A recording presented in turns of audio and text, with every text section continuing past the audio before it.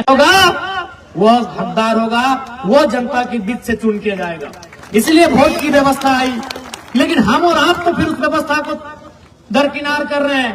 तो अगर आज 2025 में अगर हम लोग फिर उस व्यवस्था को दरकिनार करते हुए राजा के घर में राजा के बेटों को विधायक सांसद चुनेंगे, तो याद रखिएगा 2050 आते आते फिर से आपको आभास होगा कि हम नाम के लोकतंत्र में असल में राजतंत्र का हिस्सा बन के रह गए। आपको समय फिर एहसास होगा कि अंग्रेज चले गए हैं, लेकिन उनकी ईस्ट इंडिया कंपनी आज HCL कंपनी का रूप धारण कर चुकी है। आज टाटा टिस्को टेल्को के रूप में काम कर रही है। चूंकि आपने फिर से वही परिपाटी को दोहराया, आपने फिर से वही पैटर्न को दोहराया कि राजा के घर में ही जो होगा देखा जाएगा। तो फिर जनता का सुनेगा कौन, जनता की पूछेगा कौन? आप ईमानदारी से बताइए, घाटशिला में अगर कोई भी जरूरत पड़ा, घाटशिला में अगर कोई भी दुख पड़ा, तो क्या वे लोग आपके बीच आकर इस प्रकार जमीन में बैठेंगे? क्या आपके साथ ढोल कान में बैठकर आपके लिए आंदोलन करेंगे? क्या आपके साथ सड़क में बैठकर आपकी आवाज को बुलंद करेंगे? नहीं करेंगे। वो साहस अगर किसी में है तो केवल और केवल जेल कैंप पार्टी में है। इसलिए हमारे प्रत्याशी श्री रामदास मुर्मू जी को विजयी बनावे। अभी देखिए, चंपा चाचा सुन रहे थे, कहीं आके भाषणबाजी कर रहे थे कि नगरी में हम ये कर दिए। आप भी जानते हैं नगरी में कुछ किए? सबको उसका लिए।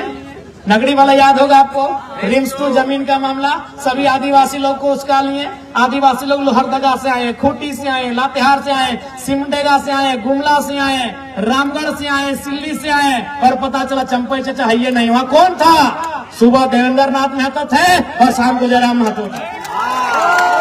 वो हाल जुटने का काम कौन किए? हमारे पार्टी के देवेंद्र बाबू किए कि नहीं? चंपा चाचा डर से अंदर में थे। और उनका बेटा का बोली आप सुने होंगे, बाबूलाल भैया का।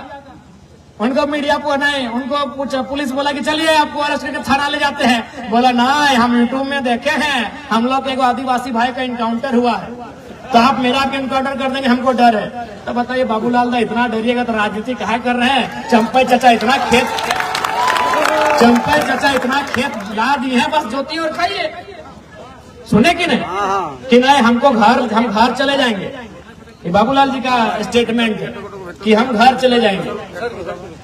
तो इसलिए अब आपको तय करना है। और देखिए, जहां तक पूर्व मंत्री जी का बात है, उनको तो मैं पहले श्रद्धांजलि अर्पित करता हूं। रामदास बाबू नहीं रहे हमारे बीच। उसी समय दिसंबर शिबू सोरेन का भी देहांत हुआ, निधन हुआ। निसंदेह उनके निधन होने से, उनके दुनिया से चले जाने से राज्य की जनता मर्माहत है, राज्य की जनता में दुख है। लेकिन ये जरूरी नहीं है कि उनके घर से जो आएगा विधायक बनने के लिए वही उस राज्य को चलाएगा या फिर वही उनकी तरह काम करेगा। यहाँ सिंपल है। आपको याद होगा जब हमारे ही डुमरी विधानसभा में जगन्नाथ बाबू नहीं रहे, तो वहाँ एक स्लोगन आया कि टाइगर विल रिप्लेस टाइगर। क्योंकि जगन्नाथ बाबू को भी वहाँ टाइगर कहा जाता था। सुने, आज उनके पिताजी का भी निधन हुआ, उनको भी हम श्रद्धांजलि अर्पित करते हैं। तो वहां भी जनता के बीच से एक आवाज आया कि टाइगर विल रिप्लेस टाइगर। तो घाटशिला में भी आवाज आना चाहिए, रामदास विल रिप्लेस रामदास। हमारे डुमरी विधानसभा से जहां हम विधायक बने, वहां एक ही वो नारा गूंज रहा था कि टाइगर की जगह टाइगर लेगा। जरूरी नहीं वो उसका परिवार सही होगा, जो टाइगर होगा वही टाइगर की जगह लेगा। और टाइगर ने जगह डुमरी में ले लिया। अब हम यहाँ कह रहे हैं, घाटशिला में वही कह रहे हैं कि रामदास जी की जगह रामदास जी लेंगे। सीधा बात है। रामदास सोरेन जी की जगह रामदास मुर्मू जी लेंगे, रामदास जी की जगह रामदास जी लेंगे। ये तो आवश्यक नहीं है कि भाई उनके घर में जो जन्म ले, उनका जो खून हो वही उनके जैसा हो, वही उनके जैसा काम करिए। जरूरी है?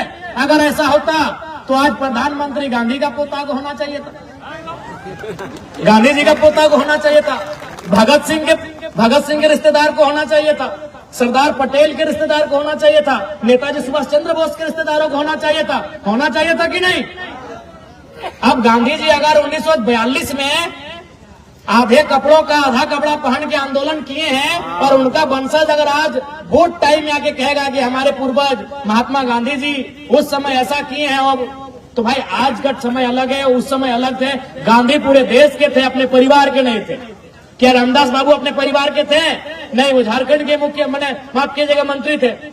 रामदास बाबू जब झारखंड के मंत्री थे तो झारखंड का कोई बेटा उनकी जगह लेगा, उनका ही परिवार क्यों लेगा? और हमको आज तक समझ में नहीं आया भाई ये सहानुभूति क्या है, कि सहानुभूति राजनीति में क्यों? आप ही बताइए, क्या अगर कोई किसी डॉक्टर का निधन हो जाए तो क्या डॉक्टर के बेटे को डॉक्टर बनाया जाता है? क्या बनाना उचित भी रहेगा? अगर किसी डॉक्टर का बिना समय से पहले अगर निधन हो जाता है तो क्या डॉक्टर के बेटे को डॉक्टर हम बनाएंगे? क्या टीचर का निधन होने पर टीचर के बेटे को टीचर बनाएंगे? क्या एसपी का बेटा एसपी बनता है? तो ये कौन सा पैटर्न है भाई कि विधायक का बेटा विधायक बने, सांसद का बेटा सांसद बने, मंत्री का बेटा मंत्री बने? आखिर ये कौन सा पैटर्न है? जबकि एक एसपी से महत्वपूर्ण एक एमएलए होता है, एक डॉक्टर से महत्वपूर्ण एक एमएलए होता है, एक टीचर से महत्वपूर्ण एक एमएलए होता है, क्योंकि डॉक्टर, टीचर और एसपी का फैसला करने वाला एक एमएलए होता है। वो विधायक का अंग होता है, वो सरकार का अंग होता है। वो फैसला करेगा कि आपके स्कूल में टीचर कितने होंगे, वो फैसला करेगा कि आपके जो हॉस्पिटल उसमें दवा का दाम क्या होगा, वो फैसला करेगा कि आपका यहाँ आईएएस का कौन यहाँ नया तबादला हो जाएगा। तो जो फैसला करता है, जो नियम बनाता है, जो इस राज्य को चलाता है, वहां सहानुभूति क्यों? हम सहानुभूति रखते हैं जिन्होंने अपने परिवार में किसी को खोया है, हम सहानुभूति रखते हैं। सहानुभूति का मतलब उसके दुख में खड़ा होना, सहानुभूति का मतलब होता है उस परिवार के दुख में खड़ा होना। हम लोग दुख में खड़े हैं, अगर उस परिवार को कुछ घटेगा हम लोग देंगे।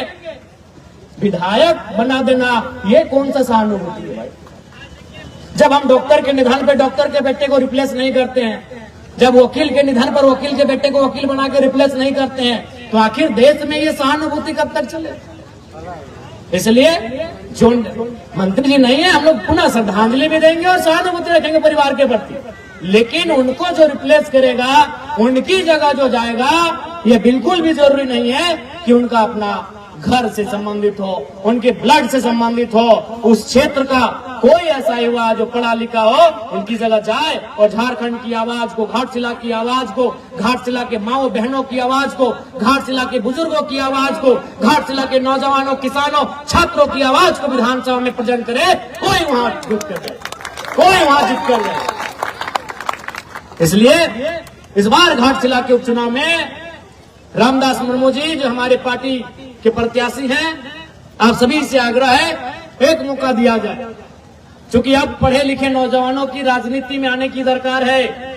आप भी जानते हैं रामदास मुर्मू जी यहीं ठीक बगल में आरडीएम नामक एक कोचिंग क्लास चला रहे हैं, पढ़े लिखे नौजवान हैं और आपके बीच से आते हैं। तो अगर आपके बीच से आएंगे तो आपके बीच की बात को वहां लेके जाएंगे। आज देखिए, आप मेरा ही उदाहरण लीजिए, आज 1 साल होने वाला है, लेकिन आज भी मेरे घर की स्थिति वही है जो 1 साल पहले थी। आज भी हमारे घर में बारिश होने पर पानी ऊपर से भी आता है और नीचे से भी मिट्टी गीला होता है। क्यों ऐसा होता है? क्योंकि जब जब हम अपने बारे सोचने के लिए बैठते हैं कि हमें अपने घर के लिए, अपने परिवार के लिए, अपने भाई के लिए कुछ करना है, तब तब मेरी आंखों के सामने वे लोग आते हैं जिन्होंने मेहनत करके हमको विधायक बनाया। तब मेरी आंखों के सामने वे लोग आते हैं जिन्होंने वह लोकसभा का चुनाव, मई जून की गर्मी, घर घर जाकर चंदा लेकर, घर घर जाकर चावल सब्जी मांगकर, उस पैसे से जो अपनी गाड़ियों में तेल भरे हैं, उस पैसे से हमारा प्रचार किए हैं। तो जब जब हम अपने बारे सोचने बैठते हैं, तब तब वो मंजर हमारे आंखों के सामने आता है। क्योंकि हम आपके बीच से आते हैं, इसीलिए हम आपके बीच की बात को सदन तक लेकर जाते हैं। इसलिए अब जनता को यह तय करना होगा उनके बीच का नेता जाए, जो उनके बीच के जैसा हो कर रहे। आज देखिए ना, आप जब भी आप हमसे मिलते हैं, और हमको तो लगता है कि अभी 1 साल होने के बाद भी न जनता ने हमको विधायक माना है, न हम खुद को विधायक मान पाए हैं। आज भी उनसे मिलते हैं तो उनके घर के भाई बच्चे जैसे मिलते हैं। वो भी हमसे मिलते हैं तो अपने हक अधिकार के साथ मिलते हैं, वो हम पे अपना हक दिखाते हैं। वो कभी इस प्रोटोकॉल में नहीं रहते कि हम विधायक जी से मिलने जा रहे हैं।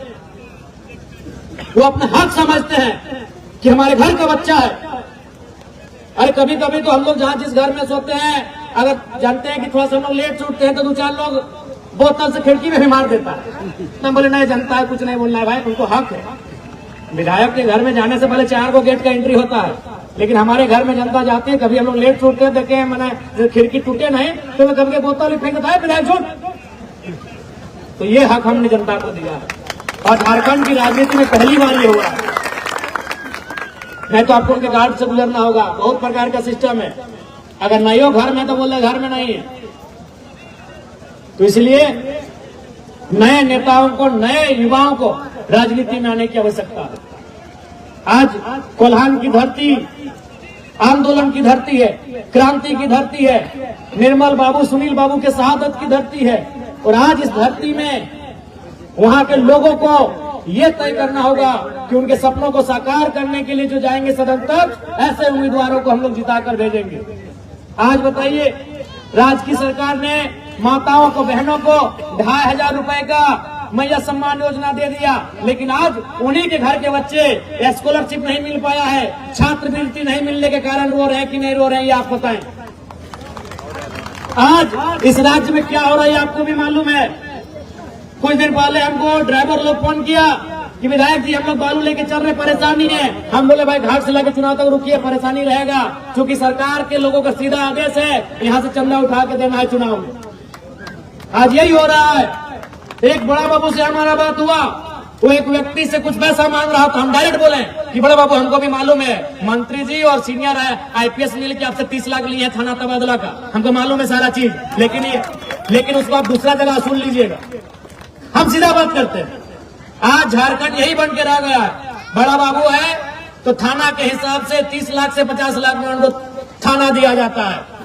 उससे बड़े पदाधिकारी हैं तो उससे बड़े रेट में ट्रांसफर होता है, और उससे बड़े पदाधिकारी हैं तो 2 करोड़ से 5 करोड़ तक का दिया जाता है। ये हमारे राज्य की स्थिति है। वहां से सरकार का सोच आगे नहीं बढ़ पा रहा है। इस राज्य के कल्याण क्या करेंगे, इस राज्य की जनता का कल्याण क्या करेंगे। इसलिए राज्य की सरकार में जो बैठे बड़े बड़े नेता हैं, उनकी जड़ें हिलनी चाहिए, उनका सिंहासन हिलना चाहिए, तभी उनको डर होगा। और नहीं तो फिर अगर बड़े बड़े नेता चुन के जीत जाएंगे, अगर चंपई चाचा के घर वाले जीत जाएंगे, मंत्री जी के घर वाले जीत जाएंगे, रघुवर चाचा के घर वाले जीत जाएंगे, अर्जुन मुंडा जी के घर वाले जीत जाएंगे, तो फिर तो मजाक हो रहेंगे, अरे जनता है क्या, इसका वोट तो हम लोग ऐसे ले लेते हैं। फिर वो आपको ताना देंगे। और क्यों मुद्दों की बात करेंगे, क्यों मुद्दा की बात करेंगे।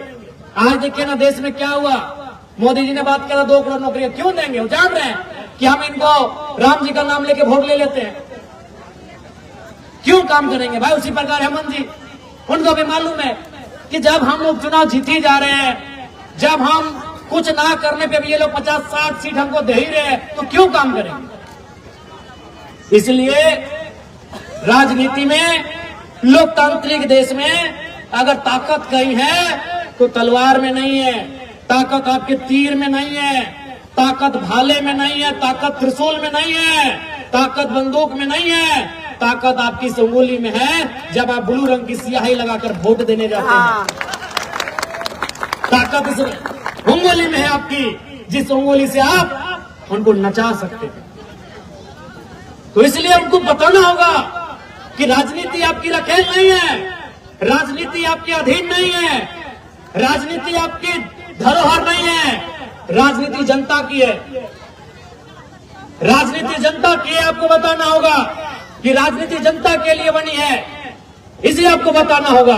और ये सारी शक्ति तमाम जनता जनार्दन आपकी उंगली में है। अगर आप उनको बताएंगे नहीं या आप उनको जताएंगे नहीं तो बदलाव कैसे होगा। उनके माइंड में सेट हो चुका है कि झारखंड की जनता सड़कों में लगातार 4 साल क्यों ना हल्ला कर ले, 4 साल क्यों ना आंदोलन कर ले, 5वें साल उनका वोट आखिर हम लोग ले जाएंगे। 5वें साल उनको फिर डर दिखाकर, 5वें साल उनको समीकरण का डर दिखाकर, बिना विकास किए, बिना मुद्दों के हम वोट लेकर जाएंगे। क्यों? इस पैटर्न को तोड़ना होगा, उनकी सोच को तोड़ना होगा, तभी बदलाव होगा।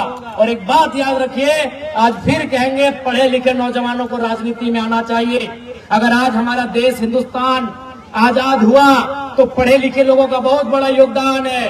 गांधी कौन थे? बैरिस्टर थे। पंडित नेहरू कौन थे? बैरिस्टर थे। सरदार वल्लभ भाई पटेल कौन थे? बैरिस्टर थे। नेताजी सुभाष चंद्र बोस कौन थे? इंडियन सिविल सर्विस के एस्पिरेंट थे। हमें लगता है पास भी कर गए थे।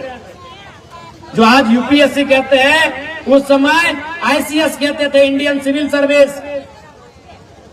चूंकि आचार संहिता का समय है, अभी हम लोग का पूरा 1 महीना कार्यक्रम होगा। बस इतना ही कहेंगे कि इस बार बदलाव को वोट करिए। 1 सीट मत देखिए, 1 सीट, एक अकेला जयराम महतो आज विधानसभा में क्या कर रहे हैं आप देख रहे हैं।